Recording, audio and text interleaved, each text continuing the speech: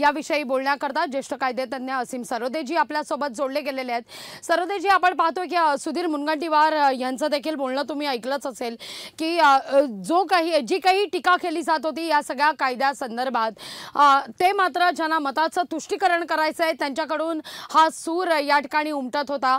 पण गेल्या 5 वर्षांपासून घेतलेला हा निर्णय, त्यामुळे निवडणुकांच्या आधी यावर महत्त्वाचं पाऊल उचलणं गरजेचं होतं, म्हणून हा निर्णय घेतला, असं सुधीर भाऊंचं म्हणणं आहे। मुळात जे कोणी बेकायदेशीरपणे भारतात राहत असतील आणि भारतामध्ये घुसखोरी करून कोणतेही परवानगी नसताना भारतात राहत असतील त्या सगळ्यांना भारतातून बाहेर काढून दिलं पाहिजे, अशाच मताचे सगळेजण आहेत।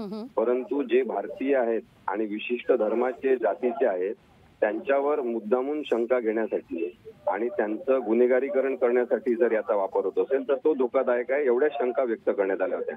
आता कायद्याबद्दल कोणी शंका पण व्यक्त करायच्या नाही, नाहीतर मग ते जणू काही देशद्रोही आहे किंवा देशद्रोह्यांचं समर्थन करतात असा अर्थ काढणं अत्यंत बालिशपणाचं आहे असं मला वाटते। त्यामुळे कायदा जो आहे तो इन्क्लुजन करणारा, म्हणजे सगळ्यांना समाविष्ट करून सगळ्यांचा विचार करणारा असतो, काही जणांना मुद्दामून डायल्यूट करणारा किंवा त्यांची वजाबाकी करणारा नसतो।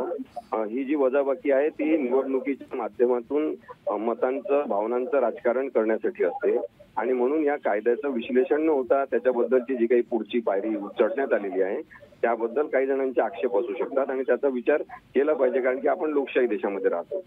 अगदी धन्यवाद सरोदेजी, आमच्याशी संवाद साधलात त्याबद्दल। लोकशाही मराठी ऐका, पहा, जागरूक रहा।